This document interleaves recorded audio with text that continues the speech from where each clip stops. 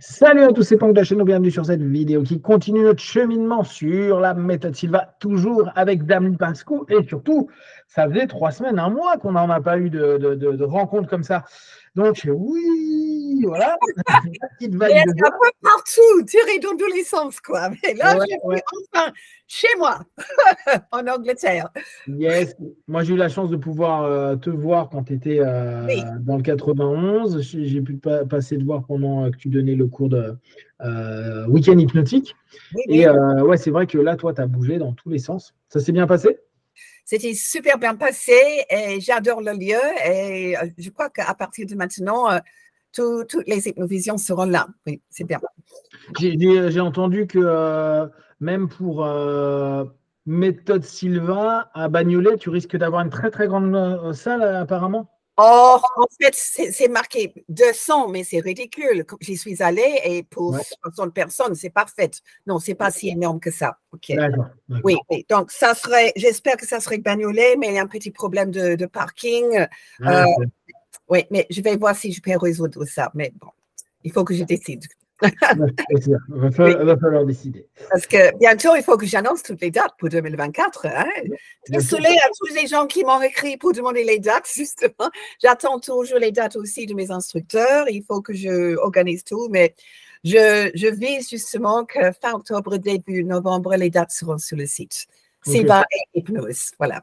Ouais, donc profitez. La dernière fois, Lily, bah, là, j'ai été aussi passé, mais alors j'étais passé en coup de vent. Là, c'est vraiment le cas de le dire. Je suis rentré, je suis resté 15 minutes, je suis reparti par la porte de derrière. C'est quand tu étais à Arcueil, je crois. C'était Arcueil.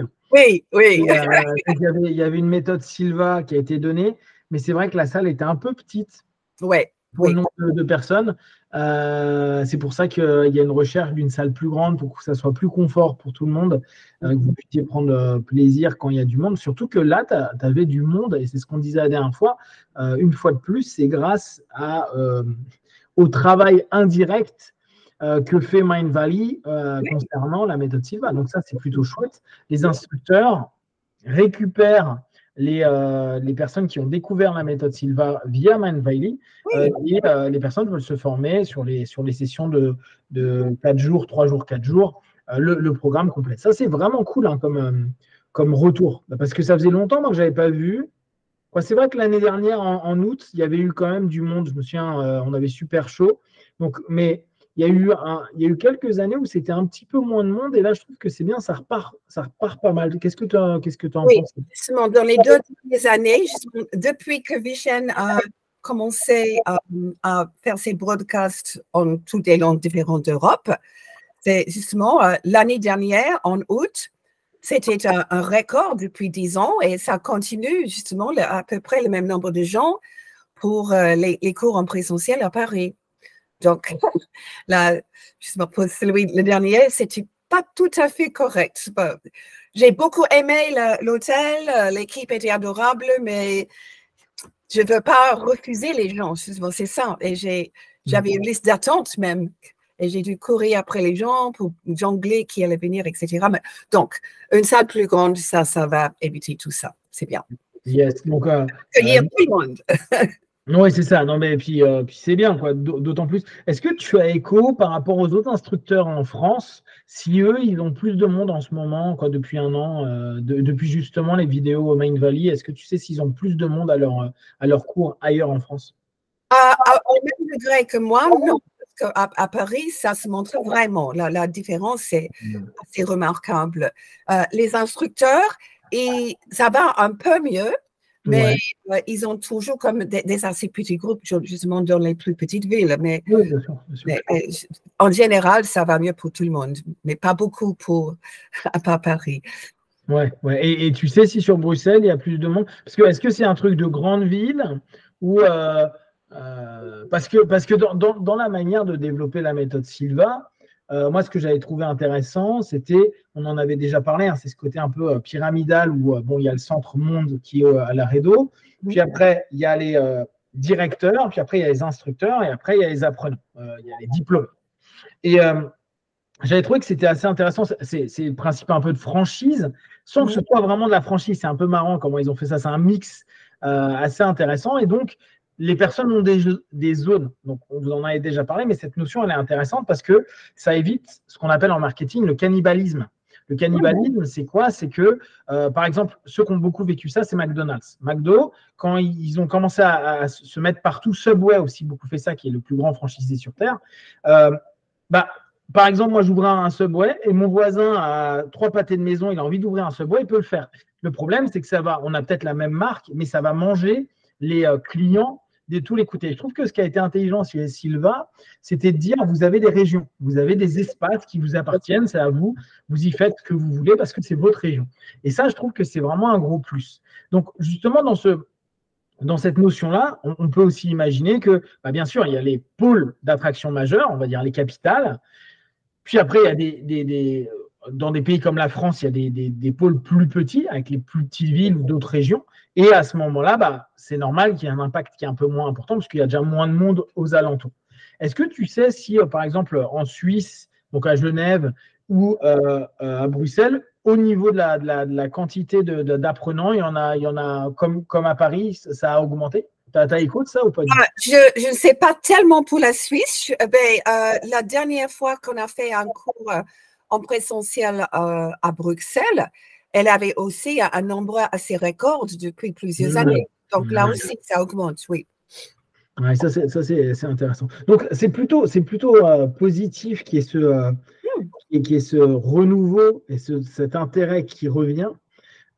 Et justement, ça me fait rebondir sur le sujet qu'on va aborder aujourd'hui. À la base, on voulait aborder ce petit livre-là, oui, mais on l'abordera dans les semaines à venir. En fait, on vous avait parlé avec Lee que globalement, la méthode Sylva, depuis la mort du fondateur, de José, comme tout système qui n'a plus le patron, va commencer à se chercher. Et on sait bien, quand il y a une figure titulaire, une figure majeure d'un système, on sait que souvent on suit cette énergie. Et là, vu qu'en plus c'est la méthode Sylva, même s'il n'y a pas écrit la méthode José Sylva, c'était quand même José qui était le chef. Le chef, d'ailleurs, c'est le mot qui était utilisé par beaucoup de personnes, le chef, okay. Le patron. Et on sait que donc depuis son décès, 99, il y a eu beaucoup de guéguerres internes. Il y a eu des tensions.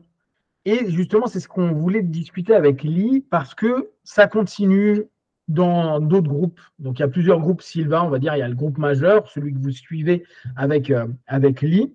Et puis, il y a un autre groupe. On vous avait présenté Ed, qui était une des personnes très, très proches de José pendant des années, qui, à un moment donné, est parti de Sylva International et a mis en place un système qui s'appelait ISP.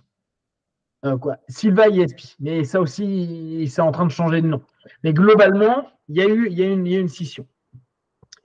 Ce qu'on disait avec Lee, et je pense qu'il y a vraiment quelque chose à cogiter.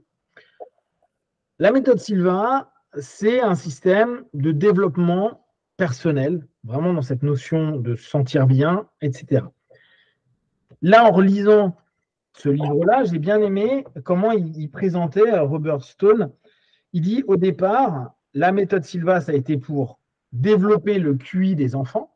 Puis après, c'est passé pour devenir des personnes clairvoyantes, être aptes à anticiper et à savoir les choses.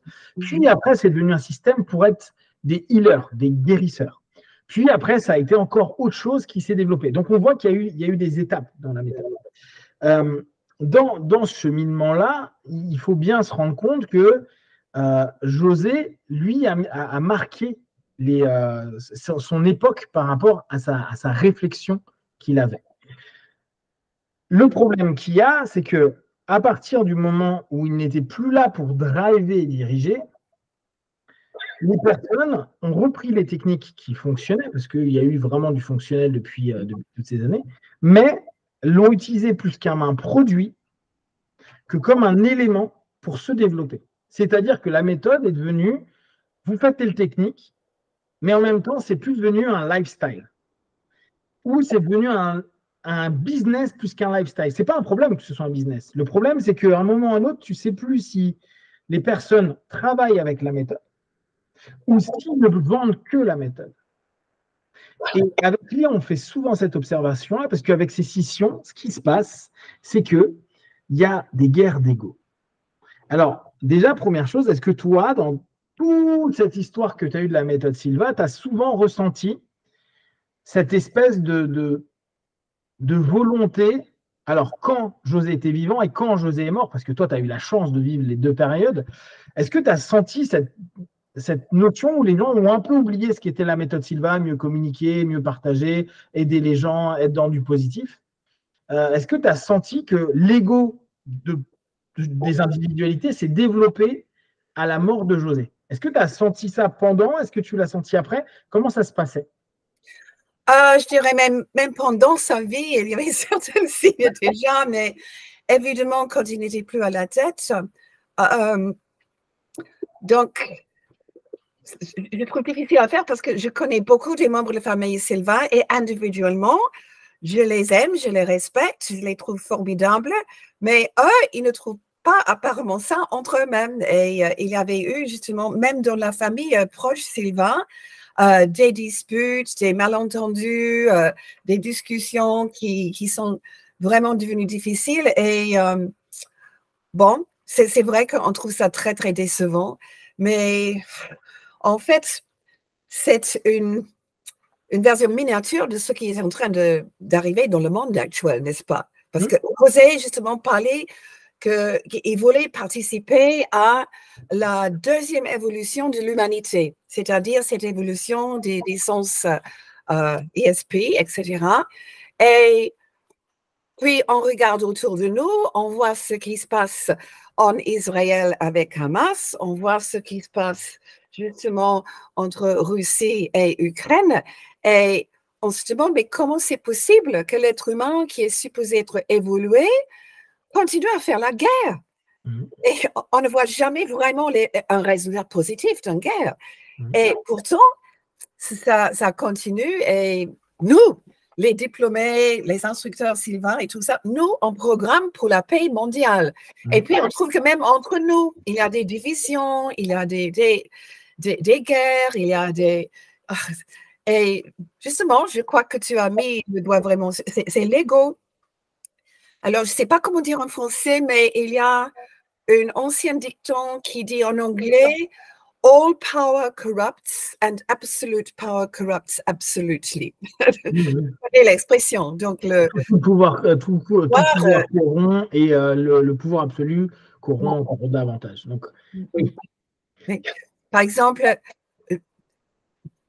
depuis que j'ai commencé, j'ai formé des instructeurs qui, au départ, avaient les étoiles dans les yeux. Oui, on va travailler pour l'humanité. On fait ça dans le service de José Silva.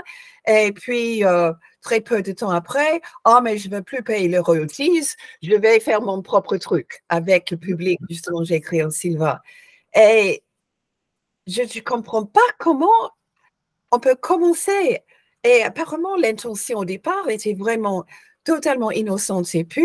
Et après très peu de temps, mais José lui-même, dans sa vie, les premiers instructeurs qu'il avait formés, il avait toute confiance, il avait organisé. Et qu'est-ce qui se passe? Ils sont partis, ils ont créé d'autres systèmes totalement copiés de la méthode Silva. Donc, il a toujours eu ça, depuis le départ. Oui. On fait confiance aux gens et ils l'ont déçu. Oui.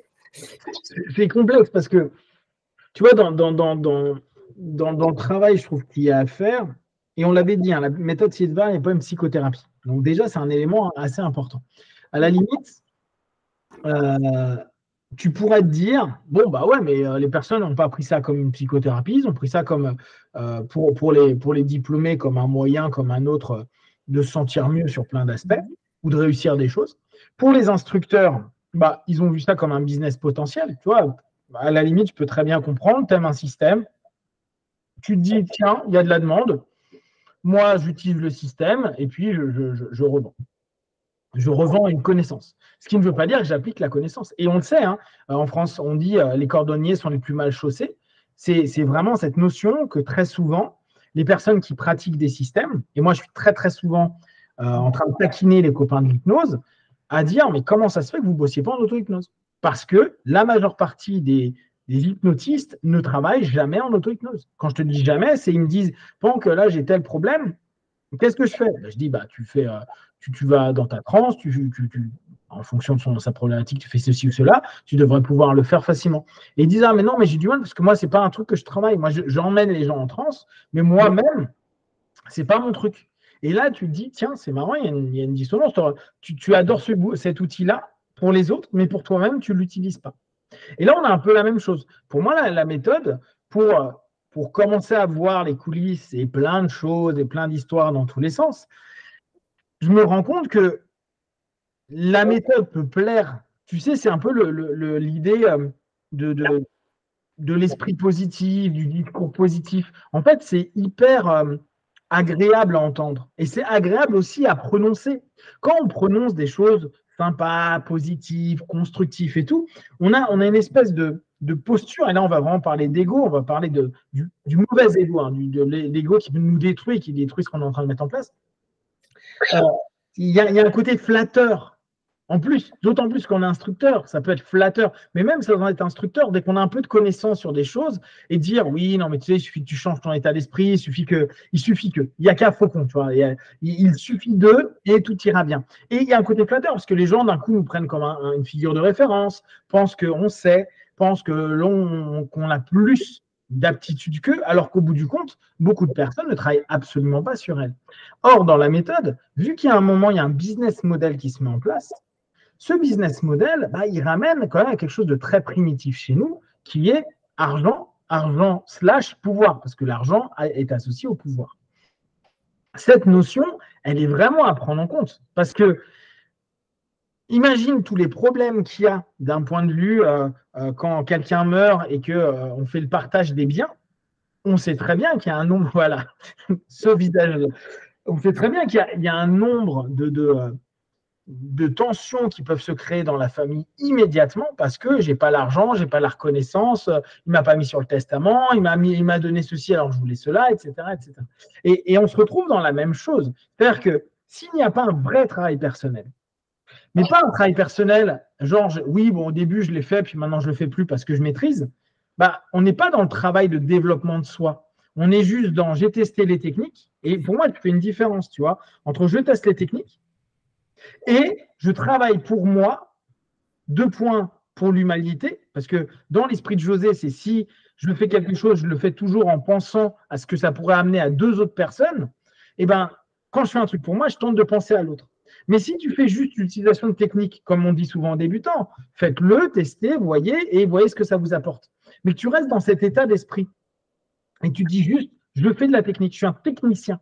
Mais je ne suis pas quelqu'un qui a le mindset, je n'ai pas l'état d'esprit. Tu vois, pour moi, il y a une vraie différence. Il y a un lifestyle et il y a un technicien. Et pour moi, dans la méthode, ce que j'observe maintenant avec les années et le recul, c'est que j'ai l'impression qu'on a formé plein de techniciens, des gens qui connaissent les techniques, qui savent faire. Par contre, ce n'est pas du tout leur lifestyle. Ce n'est pas du tout un style et un mode de vie. Qu'est-ce que tu en penses de ça? Est-ce que tu as l'impression que… Alors toi, en plus, tu en as vu des milliers et des milliers, hein, tu as encore plus de recul là-dessus, mais est-ce que tu as l'impression qu'il y a de la pertinence de ce que je suis en train de te dire par rapport à ça? Est-ce que tu as l'impression que les gens utilisent la méthode, mais n'utilisent pas le fond de la méthode, c'est-à-dire la philosophie? C'est pour ça que je parle de style de vie ou d'état d'esprit, parce qu'il y a une philosophie derrière. Mais la philo, on peut très bien s'en passer. On peut très bien dire, moi je m'en fous, hein, je me mets en alpha, je programme, et puis tu sais aussi bien que moi que même si j'adore cette suggestion, tu ne pourras pas faire de mal, en gros, en te mettant en alpha, sinon tu sortiras de l'état et ça ne fonctionnera pas. Malheureusement, si tu comprends un petit peu, tu peux créer plein de choses, même de pas positives, quand tu te mets en alpha. Après, on a juste mis, et ça c'est un des trucs très beaux dans la méthode Silva, des ancrages pour pas que ça s'active, pour pas qu'il y ait une efficience par rapport à ça. Mais dans l'absolu, si la personne est un peu vicieuse par rapport à sa manière de penser, il peut très bien utiliser les techniques comme il a envie. Donc, est-ce que tu as l'impression que la méthode a développé des personnes qui vont globalement se développer, ou est-ce que tu as l'impression que la méthode a développé des personnes qui sont devenues des techniciens, des gens qui connaissent les techniques et qui appliquent les techniques? Je ne vois pas comment on peut pratiquer les techniques. On peut enseigner les techniques, oui, ça c'est vrai. Ouais. Mais je ne vois pas comment on peut pratiquer les techniques. et rester quand même négatif. Parce que pratiquer la technique, c'est passer au moins 15 minutes par jour en alpha, visiter le laboratoire, etc. Et franchement, je ne trouve pas ça compatible. En fait, l'idée de technicien, j'aimerais citer Jerry Seavey, que tu connais justement. Jerry, en fait, était très conscient parce que pendant très longtemps, Jerry et Lara et Ken étaient responsables pour la formation des nouveaux instructeurs. Et pendant plusieurs années, quand je suis allée, c'était l'équipe de formation. Et Jerry avait vu justement que certains types avaient développé trop d'ego. Comme il disait, ils ont commencé à croire leur propre publicité. Et à nous, il disait toujours, écoutez, vous êtes là pour enseigner les techniques, il faut que vous les enseignez correctement, mais ne croyez pas que c'est vous. C'est pas vous la grande star. Les gens viennent pas pour vous, mais pour la méthode Silva. Il disait, un singe pourrait justement enseigner la méthode Silva simplement en poussant des boutons, en faisant des enregistrements, etc. Et les gens pourraient apprendre et ça pourrait bien marcher. Alors, en fait, j'ai trouvé un peu exagéré, bien sûr, mais le fait qu'il a dit, même un singe, démolissait tout de suite tous les gens qui disaient, ah, mais moi, je suis le meilleur instructeur, moi, j'enseigne beaucoup plus, etc. Parce que Jerry, franchement, lui, était toujours très anti-ego. Un très bon exemple de ça lui-même, je trouve. Bon. Donc, oui, on peut être un bon instructeur, mais est-ce qu'on est aussi en même temps un bon practitioner? C'est ça. Parce que le technicien, en fait, il utilise ses propres techniques. C'est une question que beaucoup que nous, les directeurs en Europe, on demande des fois des États-Unis. Est-ce qu'ils vont quand même à un niveau tous les jours? Parce que franchement, on ne sait pas. Voilà. Oui, mais tu vois, là, je pense que la différence que tu fais entre technicien et praticien, il est intéressant. Le technicien qui va voir ou connaître les techniques et le praticien qui va le pratiquer.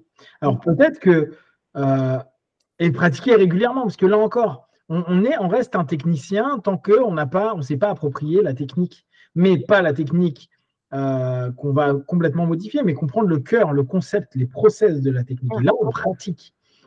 Et c'est là où il peut y avoir quelque chose de peu clair, parce que tu peux te dire, je suis technicien et je modifie un peu la technique et je m'aperçois que je vis quelque chose d'extraordinaire, et tu te dis, ah bah non, bah, vu que j'ai modifié la technique, c'est pas vraiment la technique, c'est moi qui suis génial par rapport à l'utilisation de la technique. Tu vois, la notion égotique, elle peut arriver sur le fait qu'on n'est pas assimilé encore à la technique et qu'on se dit qu'on est en train d'inventer quelque chose, alors qu'en fait, on est juste en train de mettre en pratique réellement dans le fond du cheminement qui a été enseigné. Mais derrière tout ça, ce que je voulais dire aussi, c'est la philosophie. Tu peux très bien, tu vois, tu me dis, je ne vois pas quelqu'un qui, un quart d'heure par jour, 3 fois par jour, ou 3 fois 5 minutes, médite et ne soit pas positif. Et ben, moi, pour avoir eu des feedbacks, pas forcément de la méthode Silva, mais de façon générale, de plusieurs méditations, auto-hypnose et tout, il y a des gens, ils le font de manière hyper égotique. C'est-à-dire, ils se voient les meilleurs dans tout, ils se voient dépasser les gens dans leur business, dans la famille, prendre du pouvoir. Tu vois, en fait, c'est pas un quart d'heure de je me relaxe pour être juste bien, c'est un quart d'heure d'égo trip, j'ai envie de dire, de nourriture égotique. Tu vois, je ne suis pas en train de chercher le bien de l'humanité, je suis en train de me chercher moi bien dans l'humanité. Tu vois, la confusion, elle est un petit peu différente. Et avec ça, il y a des rationalisations. Oui, mais moi, si je ne suis pas bien avec moi, comment tu veux que je sois bien avec le monde? Tu vois, et c'est là où, pour moi, il y a une spécificité dans la méthode qui est vraiment cette idée de dire, quand vous faites quelque chose, pensez que vous le faites aussi pour les autres. Que ça peut apporter pour les autres, tu vois. Mais ça, tu peux vite l'enlever. Tu peux juste te dire, ouais, non, mais moi, il faut d'abord que je sois bien avec moi, donc les autres, je m'en fous. Ouais, et là, on loupe un élément crucial de la pensée de José. En tout cas, pour moi. Tu vois, un des trucs qui est spécifique, la différence que je vais faire entre un système d'auto-hypnose classique et la méthode Silva, c'est justement qu'il y a ce côté de partage, ce côté de volonté que quand tu fais quelque chose, il faut que ce soit bon pour l'humanité. Quand tu fais quelque chose avec quelqu'un, il faut que tu penses que ce soit frère, sœur, père, mère, fils, fille. C'est assez unique comme manière de penser. Parce que c'est pas juste je me sens mieux et youpi, c'est je me sens mieux et l'humanité et mon mieux-être va pouvoir être un vecteur de bien-être. Et tu vois, ça, on peut le couper. Ça, c'est un élément dans la méthode. C'est pour ça que je te dis, si on n'a pas la philosophie, on reste un technicien dans la notion.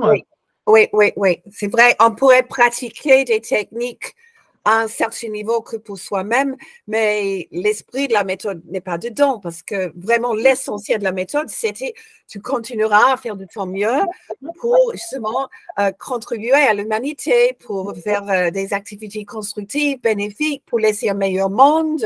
Et puis on parle, on est tous membres de la même famille, donc c'est peut-être possible de pratiquer individuellement des techniques que pour moi-même, mais là, on rate totalement l'essentiel de la méthode Sylvain, qui est justement pour faire évoluer l'humanité et résoudre des problèmes. Ouais, mais c'est là où pour moi il y a un hic majeur dans le système, et on le voit au niveau familial Sylvain. Hein? Une problématique, un blocage. Et parce que tu vois même dans la famille Silva, tu vois qu'ils se sont embrouillés les frères et les sœurs pour chacun avoir un pouvoir ou être représentant de quelque chose. Et tu te dis, et que ça allait loin dans leur brouille, quitte à ce qu'il y en a qui quittent carrément la méthode alors qu'ils étaient présidents, hein, par exemple. Et tu te dis, mais en fait, là, tu n'es pas en train de penser à l'humanité. Tu n'es pas en train de penser. Je ne parle même pas à l'humanité. On recadre, on reframe juste la méthode, juste à l'entreprise. Tu vois, on va prendre encore plus petit, à l'entreprise familiale. À ce moment-là, tu penses à toi, ou tu te fais virer par quelqu'un qui pense à soi, je veux du pouvoir, je veux être reconnu, etc. Et pour moi, là, on n'est pas dans la philosophie. Toi, je pense que un des trucs qui a vraiment posé problème, c'est que la philosophie, elle est rapidement oubliée pour l'ego, pour qu'est-ce que ça peut m'apporter à moi et qu'à moi. Parce que là, aujourd'hui, la méthode, si elle est cisaillée dans plusieurs sens et qu'il y a une partie qui est, par exemple, allée chez Mindvalley, c'est parce qu'à un moment donné, tu n'es pas dans le partage pour l'humanité, tu es dans le partage des conséquences financières que tu peux avoir pour ton propre business, mais pas pour l'entreprise de façon générale, et donc les directeurs, les instructeurs, et puis les diplômés à terme. Tu ne penses pas? Bon, je ne sais pas vraiment. Ouais. En fait, comment est-ce que toi, tu définirais, tu allais définir ego? Alors, pour moi, il y a le bon ego et le mauvais ego. L'ego, ça fait partie. On a la notion. Toi, c'est un peu comme stress, distress, eustress. On pourrait dire un you ego et un dis ego. On a un ego positif qui est ce qui représente notre personne, notre personnalité, la notion la plus fondamentale de nous-mêmes. C'est-à-dire que beaucoup de philosophies orientales disent qu'il faut couper l'ego. Mais en fait, couper l'ego, ça a peu de sens parce qu'en fait, ça voudrait dire couper qui tu es toi. Or, c'est parce que tu es toi que tu peux aussi te définir et définir un ensemble d'éléments. Donc, il y a l'ego positif qui est ce que tu es et au bout du compte, nettoyer ou retrouver ce que tu es fondamentalement avec tes plus, tes moins, tes valeurs, tes côtés positifs et négatifs. Et tu as l'ego négatif qui serait la notion qui va nourrir tout l'aspect qui va donner une image de toi. En fait, c'est la notion qui n'est pas réellement toi, c'est la projection, une espèce de self qui est nourrie des fantasmes, des illusions, des envies de pouvoir, de tout, en fait, toute cette notion qui ramène à un moi supérieur, mais un moi supérieur vis-à-vis des autres et aussi vis-à-vis de soi-même par rapport à ce que l'on est réellement. Et souvent, moi, je propose l'idée de self, de projection de soi-même, c'est-à-dire l'image que l'on a de soi, que l'on veut proposer au monde, comme si j'étais un projecteur, et de l'autre côté, l'ensemble des images que les gens vont avoir de moi et je vais être au milieu des deux. Et l'ego, c'est développer l'image que les autres peuvent avoir de moi par du pouvoir, de l'argent, de la connaissance, de la croyance, etc. Et l'image que je me fais de moi, alors je ne le suis pas parce que c'est juste une projection potentielle de ce que j'aimerais être. Et la nourriture de l'ego, c'est cette espèce de rencontre entre ma projection et la réponse à la projection des autres et de l'attente des autres. Et au fur et à mesure, on nourrit une espèce de mensonge de soi, pour soi et pour les autres, mais qui nous donne du pouvoir, c'est-à-dire qui nourrit une gratification, une reconnaissance pas réellement de soi, parce que personne ne sait réellement qui tu es, mais simplement de ce que tu fais ou ce que tu as. Tu vois, et là, on peut avoir la différence entre être, faire et avoir. Wow! OK. Oui, parce que c'est vrai, il y a tellement de définitions d'ego. Tu as celui de Freud, bien sûr. Tu as, tu arrives en psychologie et tu as les fameuses phrases de Hartland. C'est justement renforcer l'ego. Exactement. un bon sens, effectivement. Puis, tu as le courant miracle où, en fait, c'est l'ego qui bloque la connexion avec Dieu. Donc, il y a toutes ces définitions et quelquefois, c'est difficile à se trouver un peu. Ouais. Mais oui, j'aime bien justement parce que c'est une sorte de projection qu'on fait pour les autres, mais cette projection peut devenir de plus en plus fausse, en fait, pendant qu'on a besoin de cette protection pour comme tu dis, pour se nourrir. Exactement. Oui. Tu vois, ça retourne, on va s'arrêter juste après ça et on va reprendre, mais ça reprend la notion jungienne de persona, de masque. Déjà, tu as un masque, et ton ego, il est au travers de ce masque et de l'image que tu vas proposer de toi-même et que tu penses être de toi. C'est pour ça que pour moi, il y a un ego positif qui est…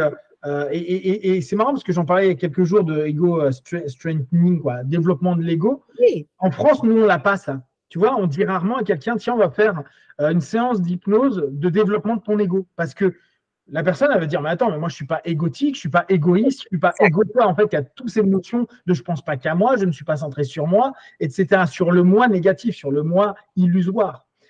Pour autant, pour moi, il y a vraiment un ego positif. Il y a ce que tu es, tes potentiels, tes trucs. Alors, il n'y a pas que du bon, il y a aussi ton ombre dedans, mais ça fait partie de ton identité. Mais cette identité, par ton enfance, par tes peurs, par tes stress, par tes expériences, parfois tu l'as grimé, tu l'as masqué pour que les gens puissent voir de toi que ce que tu veux leur montrer, ce que tu peux aussi leur montrer. Et il y a aussi ce qu'on appelle la surface projective. Tu deviens pour les autres, les gens ne te connaissent pas, les gens ne voient que ton ego et l'imagination qu'ils ont sur ton ego. Donc en fait, si tu ne connaissent pas, il y a eux, leur image qu'ils ont de toi, plus toi, ton masque, et toi, tu es derrière ton masque. Donc, en fait, ils sont à 2 ou 3 éléments de toi-même, tu vois. Ils sont complètement, tu es séparé de l'autre. Et c'est ça que j'aime bien dans la méthode, c'est que justement, on enlève ce côté égotique à dire, je fais les trucs que pour moi, c'est-à-dire que pour mon masque. C'est non, je le fais pour mon masque, mais je le fais aussi pour que les gens soient bien. Comme ça, ils n'ont pas à projeter sur moi, mais ils vivent eux-mêmes quelque chose de bien. Ce qui fait que tu enlèves une distance entre les égos, on va dire les égos positifs des deux personnes, et on revient sur la personne, l'humain, qui peut se connecter au travers de l'attention que tu vas porter à l'autre. Non pas dans ce que tu attends de lui, ce que tu veux de lui, mais ce que tu lui donnes. Dès lors, tu n'attends plus rien vu que tu lui donnes. Et c'est en ça que je trouve que la méthode, elle est profonde et belle, parce que justement, c'est un travail où petit à petit, on diminue l'ego. On va revenir là-dessus. Si vous avez des remarques. Négatif, quoi. L'ego négatif. L'ego négatif, exactement. Si vous avez des questions et des remarques sur ça, déjà, n'hésitez pas. On va continuer, nous, en deuxième partie. Comme d'habitude, de tout ce qu'on propose, ne prenez que ce qui est bon et juste pour vous. Testez, observez, analysez et concluez. À très vite.